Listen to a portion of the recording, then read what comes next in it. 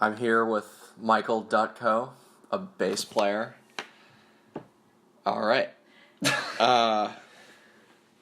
Question number 1. Why do you play music? It's fun. Anything else? So it's like that. It's something you're good at. Right, it's something I'm good at, but I do it because it's the most fun that I can think of having. So it's more fun than any sport or anything. To me, it's more fun than any sport. Okay. But yeah, it's like I wouldn't want to do anything else with my time. Mm-hmm. All right. What is your process of making music? Well, if I'm trying to like write a bass part to a song, I just try to think about like what a lot of my favorite bass players would do, and that's like the only thing I do. Mm-hmm. Do you write a lot of music yourself? Not by myself. I write it with my band.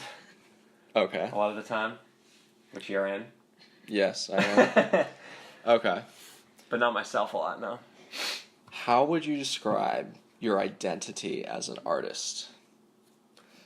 I would say my identity as an artist. I'm like a rock bass player. Mm-hmm. That's probably it. Yeah. What do you try and accomplish when you go on stage and perform? I just try to make everybody in the audience like have the best time possible, but I really try hard to emulate all of my favorite bass players and like try to do my best to sound the way they sound and like look the way they look and everything. Do you try to play the tastiest thing you can I think try of? to play the tastiest thing I can think of every time, of course. All right. How does the way you play bass connect to who you are as a human? Well, I'm pretty loud. Mm-hmm. So I like to play bass really loud. I like turning up the volume a lot. Interesting. I play like a lot of crazy stuff. And I say a lot of crazy stuff a lot of the time. I don't know. I just feel like that's a good point. Yeah, I feel like my my personality just kind of comes out in my bass playing, and it's easiest for me to like express myself through bass the most. Yeah, you have a very excitable and hyper personality, and it comes out in your bass playing. Yes. Okay. All right. Do any aspects of your culture find their way into your playing, such as like the people you associate with, or like your cultural activities?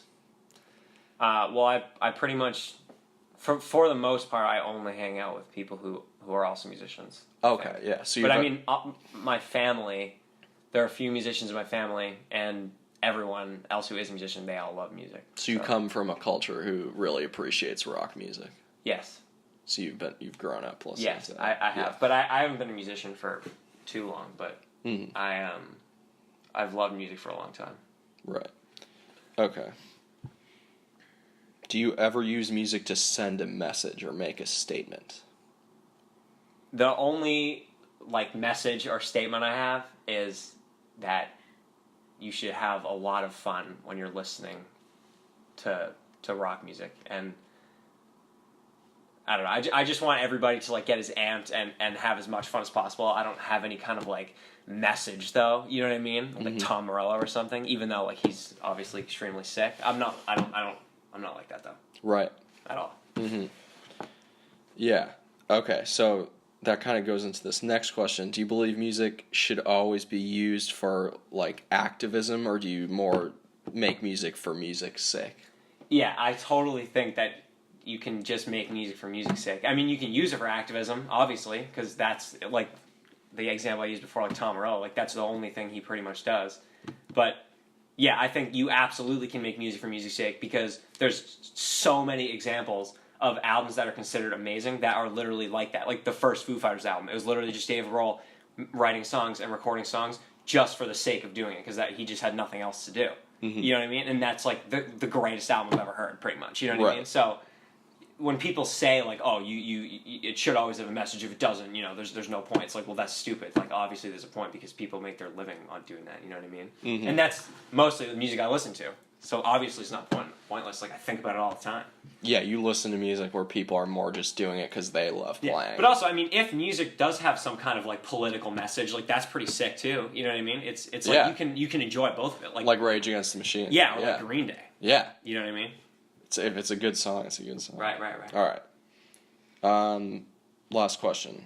Do you ever use music to overcome struggles or hardships in your life? Well, I would say like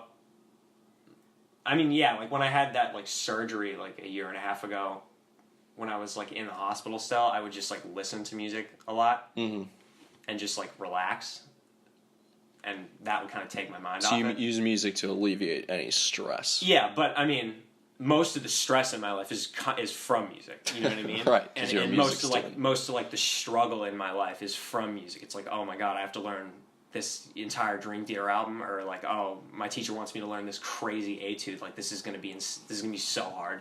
Yeah. But I mean, that's good to have struggle in your life. Yeah, you just struggle. It's good to have to work really hard. All the time. It's good to have to wake up every day knowing you have to work hard that day, and if you don't, then there's going to be a problem. You know what I mean? Mm-hmm. You're going to get bad grades or something. Yeah. All right. That's it. Oh, that's it. All right. This has been. I'm not going to.